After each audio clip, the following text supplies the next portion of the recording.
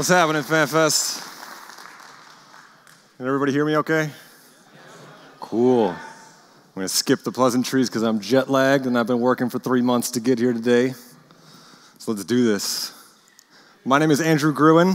For those of you who don't know me, I am a historian of EVE Online.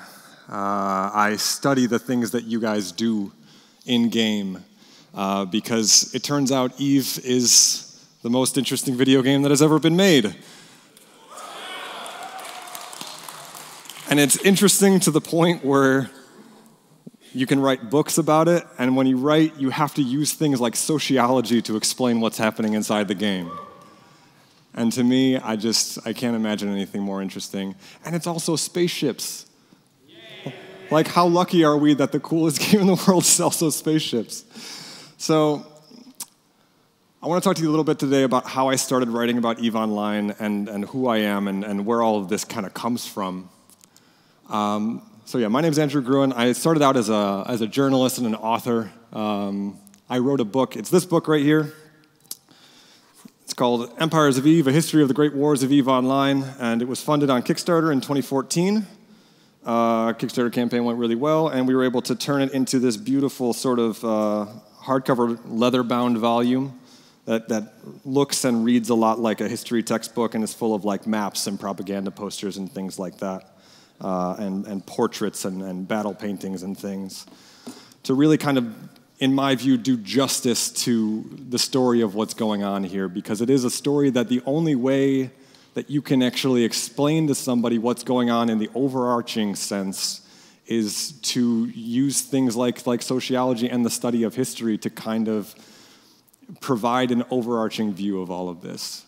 Because when you're in the middle of it, when you're just in a spaceship, you don't see the grand view. I like to kind of compare it to, like, if you were in a tank in World War II, you don't really know what's going on in the grander battle strategy, and you definitely don't know what's going on in the grander global socio-political game that's being played in that story. So you need to be able to read a book, you need to be able to zoom out and understand the characters who are in charge, their motivations, and the sociology behind the different groups that are organizing to take action within the virtual world. And so the first book was the origin story for NullSec, basically.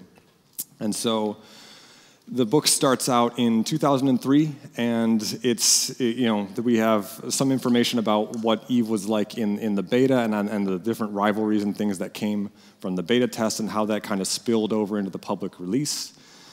And it basically progresses through the next 6 years. It ends in 2009 at the conclusion of the Great War.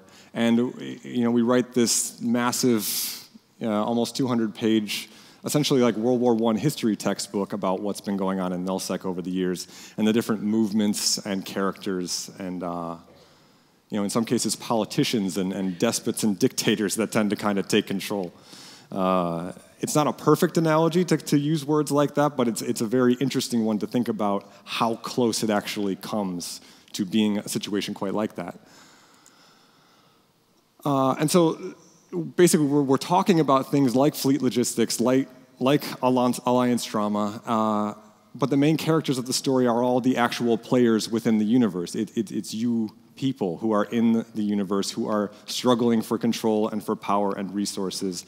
And the story of the book follows a lot of the people who have been the most successful at doing that in gathering a huge number of people, gathering organizations to be able to accomplish some truly amazing things within EVE. Because the thing that I don't think the wider world really fully appreciates and that I try to communicate to people is that if you're a person who is leading thousands of people doing anything, you're an unbelievably interesting person. Unbelievably interesting. And you deserve to be written about and to have people study the methods that you're using and the things that you're trying to achieve. And it's so wonderful that we find ourselves in 2018, for a lot of us, in the future, and it's exactly what we kind of always hoped it would be. We're fighting wars inside of our computers, and we're linked to people all over the world to accomplish things and bring meaning to each other's lives inside of a computer simulation. And the climax of the story, that's the thing, like I said, it gets to be spaceships too. Like, the climax moments of this story, of this book, are the great battles of EVE Online's history. Like, when all of the sociology is finished and when all of the politics are over, it climaxes in a giant, beautiful spaceship battle that we all get to, enjoy, even if we're not actually a part of it. We get to be a part of the story looking at it from the outside. And so yeah, it's a nonfiction chronicle of the player-driven conflicts within EVE Online. And so a lot of what I do is stepping outside of the universe in order to talk to everybody who is taking action within the world, within New Eden, and trying to understand all of their different individual perspectives in order to understand sort of the grand vision of what's happening. Because the thing is that, and it's hard to fully understand at first, but nobody in EVE has the whole story. Not even the leader of the largest coalition has the entire story of what's going on, because it necessarily involves them playing off other people and being in conflicts with other people. And the fact that a person can not have the full picture, can have their own limited perspective within this virtual world, is itself incredibly fascinating. But I want you to know, it is more than just the flame wars and the drama, and it is, to me, trying to understand what it is that makes EVE Online so interesting, and what we can learn from that going forward in video games as a whole, trying to understand what it is that makes EVE Online so interesting. And I, after like maybe 5 years of studying EVE Online, am starting to scratch the surface of what that may actually be, and that's one of the things that I want to write about in my next book, Empires of EVE Volume 2. The thing that I think is the most interesting about EVE is the fact that conflict between player groups is built into the social fabric of the game, and that wasn't actually always the case. In the early days of EVE, there was nothing in nullsec for players to kind of conquer. It was just sort of vacant territory, and so there weren't as many large groups. The largest corporations were often only a couple dozen members.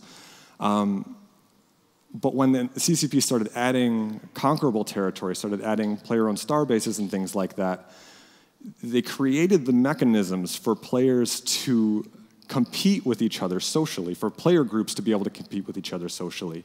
And what I think I've started to observe when you zoom out and you take in the meta story of EVE Online, what I feel like I've started to observe is a form of social evolution, which to me is, what I'm trying to say with that is that since the dawn of the game in 2003, you've had player groups getting larger and more sophisticated as we go. So, in the early stories of Empires of EVE Volume 1, you have groups that are maybe 100 to 300 in total. The largest battles of the time were like 300 total players in a single system, and that, shut down the forums as everybody was so in awe of what was happening. And nowadays, you have organizations that can regularly field thousands of people.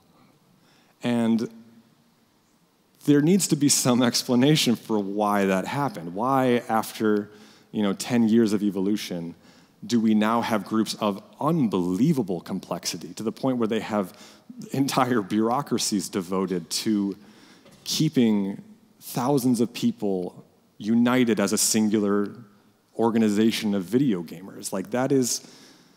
It is a feat and a quality of EVE Online that is unmatched in any other video game. And so I started writing about EVE back in about 2013 when I was a freelance writer specializing in video games. And I was really looking for stories with a really interesting human angle. And I got an email from this person.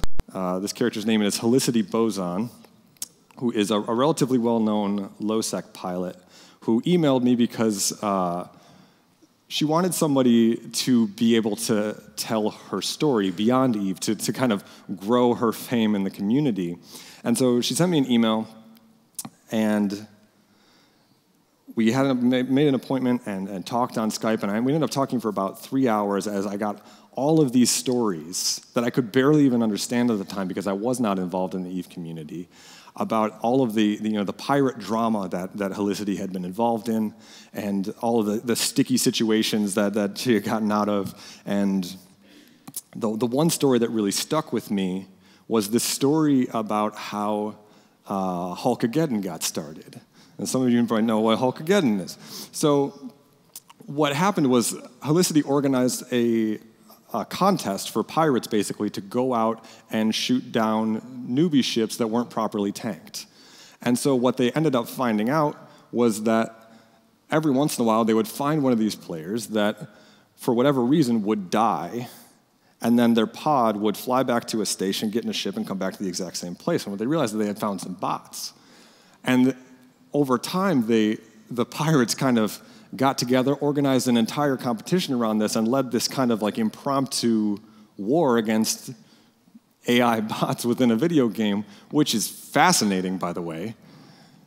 And this was like the most enthralling thing to me at the time because I had never heard a story like that took place inside of a video game. And so it really got me. I wrote a few different stories about Helicity, and it got me wondering, like, what else was possible inside of this world? If this kind of organic social dynamic and storytelling dynamic is possible within EVE, what else can happen? And so as I was writing those stories, I started looking on the old EVE wikis, trying to learn a little bit about how EVE actually worked. And I found this one entry in particular that will always be special to me because it was if you've ever had a moment where you find something interesting on Wikipedia and then you end up surfing Wikipedia for like 3.5 hours, this happened to me, only I'm still there. It's been 5 years. And it was a listing on the EVE wiki for the Great Northern War. And the Great Northern, so I clicked on this with this wiki link, and the listing for the Great Northern War had 4 paragraphs of information about what the Great Northern War was. And the chapter that I wrote about the Great Northern War in my book is like 10,000 words long. So that is a really pitiful amount of information about what actually happened in the Great Northern War. And the Great Northern War was a conflict that took place in 2004 in the northern regions of EVE Online, up in Branch and Venal and Tenal. And so there's 4 paragraphs of information about this, and I'm like reading them, and I'm like, I can't really tell exactly what I'm reading, but it's obvious that there's something kind of interesting going on here because the person who's writing it very clearly hates who they're writing about. That they're writing about. It was obvious that there was a perspective here, that there was somebody who was writing this side of the story and was so bad at covering their tracks in trying to slant the official history that it was really obvious that there would be another perspective that I could view this event from. And again, like, we're just talking about some amazing things here. And at the heart of this 4 paragraphs of information, was a few kernels of truth.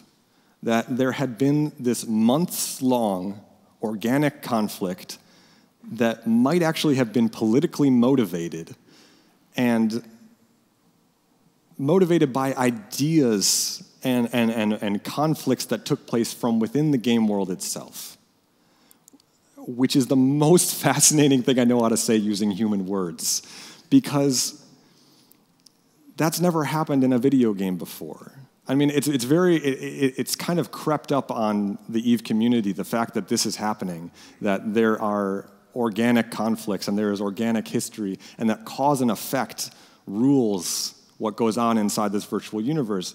It's kind of grown up with the rest of the community, so we don't often fully appreciate just how unique that actually is. And so the kernel of the origin story of how I got started writing Empires of EVE was figuring out that EVE does follow cause and effect, that politics in EVE follow cause and effect, and that conflicts in EVE, wars start because of the conditions with which the previous war ended.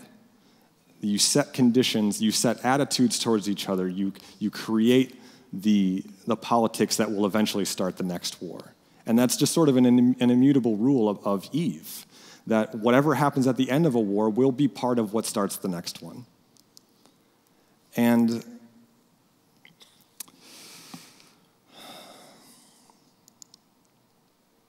yeah, basically, I set out to try to find these lost perspectives, because we had those 4 paragraphs of information about the Great Northern War on the wiki, but I wanted so much more than that, because it sparked this. If you've been on that rabbit hole journey down Wikipedia, you know that it's kind of an insatiable lust for information to try to satiate whatever sparked your curiosity in the first place. And I was in a unique position to be able to start doing that, because I was a journalist specializing in video games. I knew CCP. I had some hooks in the community after talking with Helicity Boson. And this leads me to find a character by the name of Jade Constantine. And if you don't know who Jade Constantine is, I pity you. Because Jade is one of the most amazing characters that has ever graced the EVE Online community. She would write these 1,000-word forum posts detailing in excoriating language how evil and corrupt and vile the rest of the community was, and anybody who was on the opposite side of a conflict from her was bound to receive one of these giant missives on the forums. And here's Jade Constantine. For those of you who joined the community a little bit more recently, this is what EVE portraits used to look like back in the old days. And Jade Constantine, learning about Jade Constantine helped me understand all these different sides of the Great Northern War, because I went on the forums, and then eventually I figured out how to use the forums to find all of Jade's posts. And when you read through those posts, you find this storyline that she was helping build that was unbelievably slanted and biased and false. But again, there's kernels of truth in there, because if Jade goes off on this rant about how corrupt and vile this other organization is, and how there was they destroyed them in this battle, and then they'll never rise to the level they were before. It's all nonsense, except for the small kernels of truth that there was a conflict, that there were opposing sides to that conflict, and that she's outlining basically the politics of what people thought in the community at the time. And this leads to essentially figuring out that there were hundreds of characters involved in the Great Northern War, hundreds of different perspectives. And eventually I learned about Taggart Transdimensional and the richest person in EVE Online in 2003, who ended up fighting a war against Jade Constantine that was unbelievably bitter for the time, and all-consuming in the community for that era. If you played EVE Online in 2003, you knew who Jade Constantine was.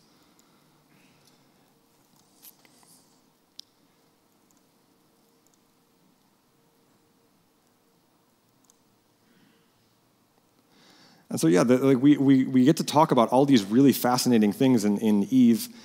But the thing that's most fascinating to me is the fact that EVE is actually a video game. It's all well and good to talk about it as though it's a space war, but it is really interesting to come back down to earth and remember exactly what EVE actually is, which is a really fascinating video game. And it's more fascinating to me than if it was real, because if it was real, it'd be in some far-off star cluster that doesn't affect my life. But it does affect my life, because video games are what I do, and the video game community is where I live. And so having this be a part of that is tremendously fulfilling for me. And a lot of people write about EVE as though they're trying to kind of paper over the cracks of what EVE is not. And so they'll kind of bring in the lore a little bit and try to not make it clear that there was a lot of people, when they write about the great battles, they'll paper over the fact that it was a lag fest, or that it wasn't always the most fun thing to be a part of for the people who were actually there. For me, I like to actually engage with those realities, because those are the most interesting parts of it to me. You take the fact that something like BTAC-R or MTAC-O or 9TAC-4, these battles are extremely difficult to call fun for the individual pilot who's a part of them. But that raises a second question that's way more interesting, which is, why were they still there? And that's a really fascinating thing to consider. And the reason why it's so interesting is because however cliche it might sound, the reality is that EVE is real because it's a video game and video games are real. And we've been building the rest of the world up to the point, for decades now, we've been building the rest of the world up to the point where they'll be willing to accept the reality of virtual environments and the reality of internet communities. And now we all have to kind of consider the full extent of what that means. And that leads back to that conversation about big battles and why people are still there, even though a lot of times it's very punishing to be there, to give up dozens of hours to something that, is again quite punishing in a lot of ways.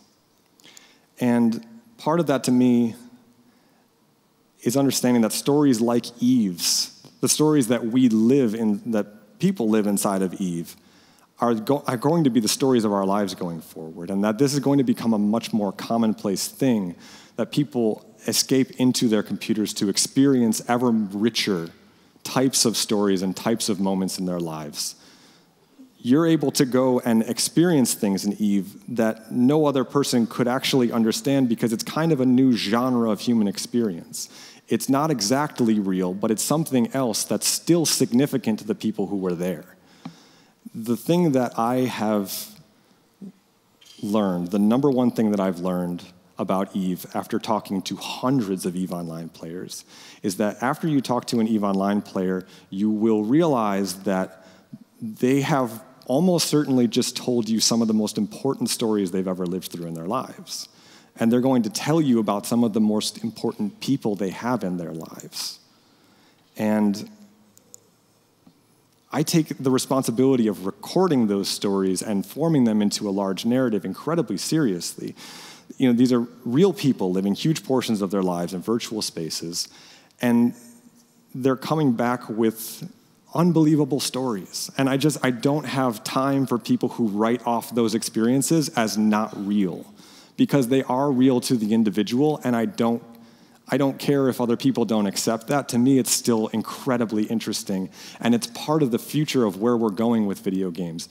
EVE achieved something back in 2003 that to this day no other video game has achieved, and maybe that's kind of a shame. Maybe we should be recording and trying to understand what EVE is so that hopefully we can pass those lessons down into the future, so that people can understand why a video game was able to take on its own culture, take on its own history, and develop a community that has stuck together for 15 years when every single competition that EVE had back in 2003 has fallen off by the wayside. Remember Earth and Beyond?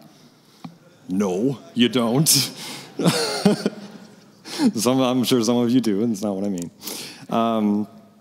And so, yeah, to me, the history of EVE and the study of the history of EVE represents some things that are very important to me.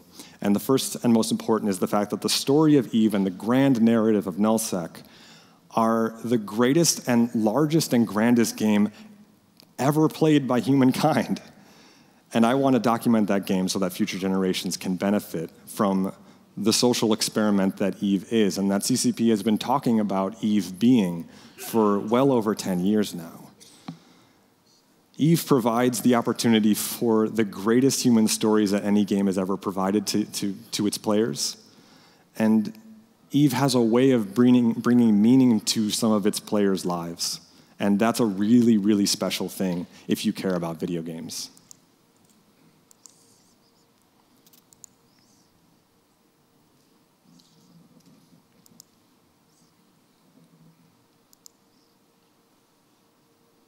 So yeah, this is what I learned writing a volume of EVE's history. It took me about probably close to 2 years to write this, and then to create the volume and do everything that I tried to do with it. And I came away far more interested in EVE than I was even when I began. And so this morning I launched a Kickstarter to fund the second volume in EVE Online's history. So the first volume covered from 2003 up to the conclusion of an event known as the Great War. Some of you newer players may not even be fully aware that this happened, but the foundations of the current political state of nullsec go back to this event in 2009 when an organization, a coalition called Red Swarm Federation, waged a year-plus long war against a very old group called Band of Brothers, which had been around since the beta, or was led by a corporation which had been powerful since the beta. And so yeah, we're going to talk a little bit about Volume 2 today. And so for reference, this is the first book. Again, it's kind of like laid out like that. And it was very important to me to put a lot of thought and effort into the art construction of this book because I wanted that to send a message to people that this was something worth taking seriously. And that had to start with me. It had to start with me presenting the material in such a way that made it possible to take it seriously as a field of study. And so it's always laid out with portraits and propaganda posters and strategic maps that were as good as I could make them for my understanding of EVE. I am not a fleet commander or a campaign commander. And so here's this is volume 2. Major difference here is that we're going to be doing the cover in a nice pressed gold foil, which I've been dreaming about since I made the first one be silver. I wanted them to look really nice on the shelf next to each other in gold and silver. And so now I'm getting, the Empires of EVE 1 was the first book that I had ever made. And I got kind of thrust into that when the Kickstarter that I launched for it took off and became a big success. And I wasn't really expecting that and had to kind of make my way through it as best as I could. But now I've made one of these before, and I'm really excited to get really into the meat of this second one and make something really special that actually goes above and beyond the first book. And at this point, I'm about halfway done with it. I've been working on it for, in my head, I've been working on it for 2 years because it's an extremely difficult story to tell because the community, those of you who've been around a really long time know that the community changed really drastically somewhere in the middle of EVE Online's history, right around the fall of Band of Brothers in 2009, because with the fall of Band of Brothers, you lost the last voice in the community that still believed in the old ways, the old belief that warfare should be conducted inside the game and you should take it very seriously, and there was almost a role play element to conducting yourself in EVE at the time. And nowadays, the game is very, very different, and it became very different, especially from 2010 to 2016, where as a storyteller, it's hard to continue telling this dramatic tale of spaceships when the community itself started becoming much more jokey and memey. And that becomes part of, if you want to tell an authentic story about what it was like to be in the EVE community at the time, you have to take that into account. You can't, like I said, paper over the fact that a lot of people in the community, people very high up in the community, really weren't taking it super seriously or were trying to pretend like they weren't taking it seriously. And it comes back to this idea for me of collective imagination, and that's to me what Empires of EVE is it's an attempt to bring you into the cloud of EVE's collective imagination and experience what it was like to be a part of it while it was happening. And so you try to bring together all of the different elements of what players were seeing and doing at the time and the stories they were reading and experiencing and hearing about and the memes that they were seeing, and to try to understand what the community had built together in their heads. Because ultimately that's what is the most special part about EVE. And when people talk about the community being the special part of EVE, they're not wrong. The fact is, the really interesting thing about EVE is what exists at the nexus point of all of our attention. And that's a weird thing to say and to understand, but it's all of us together create this sort of weird cloud of collective imagination about what's going on inside EVE. And we use things like memes to explain ourselves and to tell that story and to create a mental depiction of what's going on in the universe, because you're almost never in the location where something happens. You need to hear the story. You need to tell the story, late at night on Discord with all of your courtmates. And you need to, figure that out amongst yourselves and tell the story. And so yeah, anyways, the book is about halfway done. I've had to work really hard to figure out a way to tell this story that still is really fun as a dramatic spaceship drama, but that also is authentic to the flavor of what the community was doing at the time. And so yeah, these are screenshots that we get to use from Volume 2 because nowadays EVE looks awesome. It didn't always look as awesome as this. And so in the first book, I hired a battle portraitist to try to depict some of the things that were going on there because we don't have screenshots from 2003 and 2004. And if you did, you wouldn't really be able to make out what's happening in that story. And I'm just so excited that I get to tell a ship story that looks like that. It's amazing. And so I'm using screens. I'm partnering with a player by the name of Razorian who takes the best EVE Online screenshots that I have ever seen. I don't know how he got this Tempest to look like this, but it's the coolest thing I've ever seen. It's blowing up as we watch it. And the thing that really trips me out sometimes is trying to figure out exactly what that is a picture of, because it's not exactly physical space. It's not anybody's. It's a really interesting thing to understand what that is and to recognize that that is a specific moment in time, that is a photograph of a place and a time. And I'm a huge nerd about it. And so yeah, Volume 2 is a direct sequel to the first book, and it will pick up after the infamous fall of Band of Brothers, which was the conclusion of the first book, as Red Swarm Federation was able to finally evict Band of Brothers from Delve in 2009. And it begins this incredibly interesting new story, because the great power of the old days is now gone. It's dead. It doesn't exist anymore. And so some of the players are still around. Some of the leadership of Band of Brothers is still around. One of the main characters of Volume 1, Sir Mole, and his right hand, Diana Balak, are still part of the story and are still going to be attempting to affect the story with their own machinations and political maneuverings. But they're not a great power anymore. And now you have a star cluster that's roughly divided between three main powers. You have the old Northern Coalition, with no relation to some of the newer Northern Coalitions. This is the first iteration of the Northern Coalition. You have the Russian bloc in the drone regions, and then you have Groen Swarm, as well as some other fledgling organizations like Atlas Alliance, which I'd be surprised if too many of you remembered very well. And this coalition that came together to destroy Band of Brothers went their separate ways. And now you have all these different powers in Nullsec. And one of the things that I find so interesting about studying the origin of some of the main powers that are in play today, when you talk about Groen Swarm, you talk about Pandemic Legion in particular, is that they have these reputations nowadays of being invincible. And people have forgotten where these groups came from.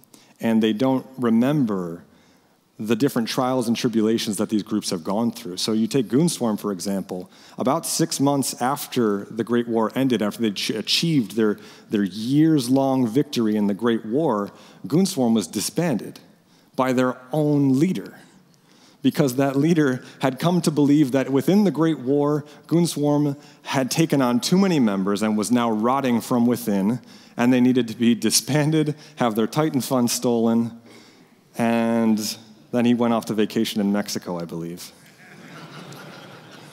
That was a guy by the name of Cartoon. And so Groen Swarm goes into this very difficult time for that organization.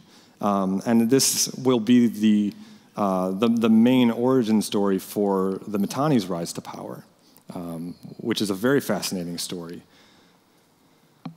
And so now, with Groen Swarm kind of out of the way in 2010, the Russian bloc and the Northern Coalition, which I believe at the time was mostly Eastern European and European, I'm not 100% sure about that, but I believe that to be the case, kind of had Nullsec within their grasp. And I find that to be tremendously interesting, because it harkens back to a time when North America was not, at that time all that much of a power in EVE, and you had Russian blocks and European blocks, but not all that much happening in North America, which I find tremendously interesting. And so we're going to be talking about all of that, and we're also going to be talking about the true rise of new powers like Pandemic Legion, Test Alliance, Please Ignore, which I don't think people give them enough credit for. That's probably the funniest joke in EVE Online's history, naming your alliance Test Alliance, Please Ignore, personal opinion, and Atlas Alliance.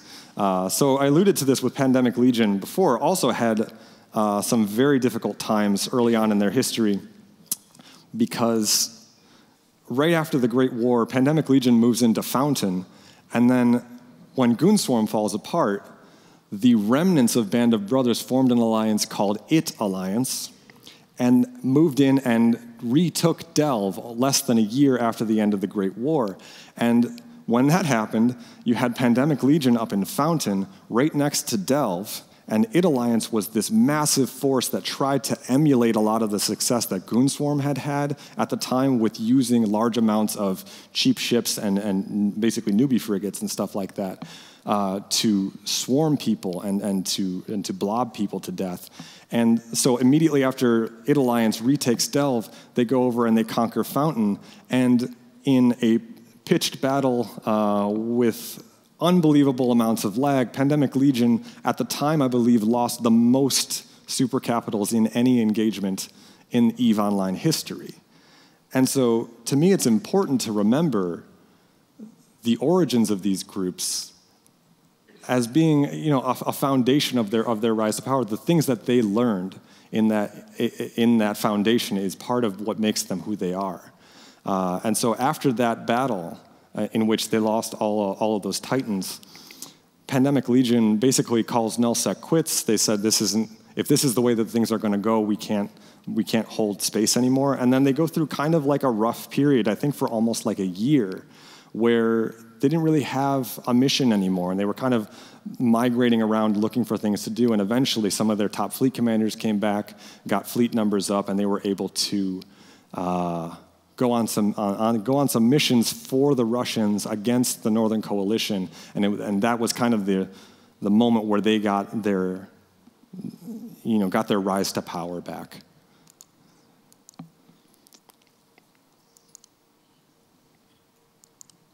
We talked a little bit about this already. I'm going to skip right through that.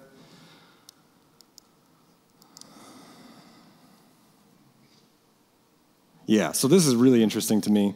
And one thing that I'm so excited about for Volume 2 is that when I was writing the first book, there's a lot of like digital archivist work that goes into writing about those early days, because I don't know if you've ever looked at like the 2003 internet or what remains of it, but it's basically like if you've ever seen picture like an abandoned building with like papers strewn everywhere all over the ground, like half of them are burned and stuff like that. Like that's kind of the situation of what it's like to go into the old 2003 internet. Like half the links are 404s.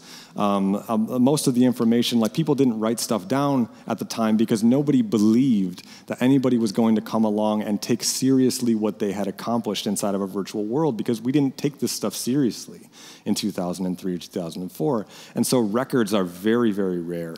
And so a lot of times we would have situations in which I'm trying to tell a story and recreate a battle, and all I have to go on are, at best, sometimes 2 to 3 sentences. And then you can go and do interviews to try to reconstruct some of those things later on. But nowadays, for Volume 2, we have live streams recorded every single movement of every single ship. And I can actually get the fleet commanders who were there to come on Discord with me and watch those things at like 5x speed and go through them and see, this is where this fleet is moving. This is when the bombers moved in, and this is when this X corporation's supers showed up. Like, we can understand blow by blow and moment by moment what happened in these battles, and that to me is tremendously exciting as a storyteller, because I get to tell you exactly what happened. There's no guessing there. I can just go as a journalist and ask these people,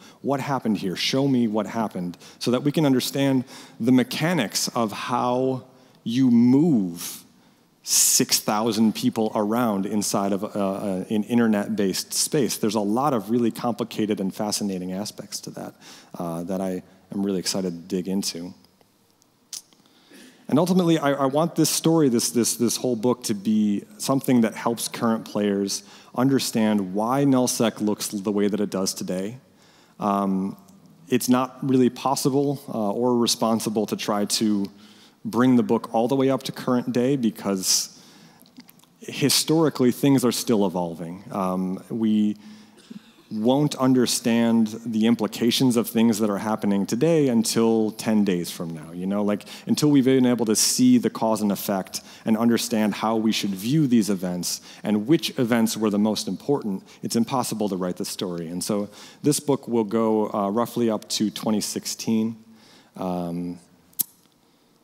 But I want this to be able to be something where, you don't have to follow the river to the delta to understand that it's going towards the sea, but you can understand where the flow is headed. And so I'm hoping to be able to create a story that has a flow to it that helps people understand where nullsec was going at the end of the story and what the foundations of power are for the people who are in control of nullsec today.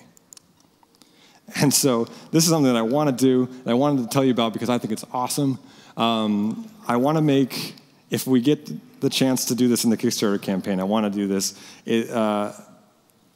In order to remember that this isn't just a military history story, it's also a modern internet story about collective imagination and about a community of hundreds of thousands of people communicating with each other and telling a story together. I would love to be able to create an art book called A History of the Great Memes of EVE Online that is about memes as an art form, as a communicative propaganda vehicle. Because I don't think that even a lot of people in the community understand the importance of memes in telling this story. It is one of the primary ways in which the EVE Online community communicates with itself.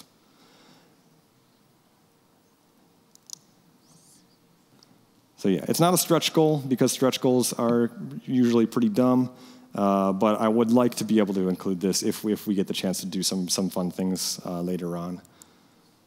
So there is a lot more to say about this, but unfortunately right now I have to stop right there. And I'm going to be joining the live stream crew for an interview just before the keynote. If you'd like to learn a little bit more about the book, we're going to be doing a little bit of an interview. Thank you so much for listening. Please consider backing the Kickstarter. Hey, I actually didn't know that. I haven't been able to check since I got on stage. But yeah, it funded in 3 hours. You guys are amazing.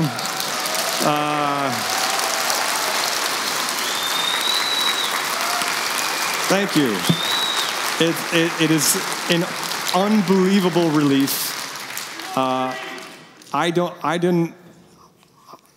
When I'm at home in my office, I'm just like one nerd who cares about this stuff way too much. And so it's really refreshing to come here and be with a bunch of other nerds who care about this stuff way too much, who kind of get what I'm going at. Because the thing that people don't get about EVE is that being a part of the EVE community is to witness something that's hard to put into words because there's kind of a miniature civilization inside your computer and you don't want to say that to people. But I'm on stage in front of a live stream, so why not? There's a miniature civilization inside our computers and we should be talking about that and writing books about that, and that's what this is all about. So thank you very much, and I hope you enjoy FanFest very much. Thanks for coming out.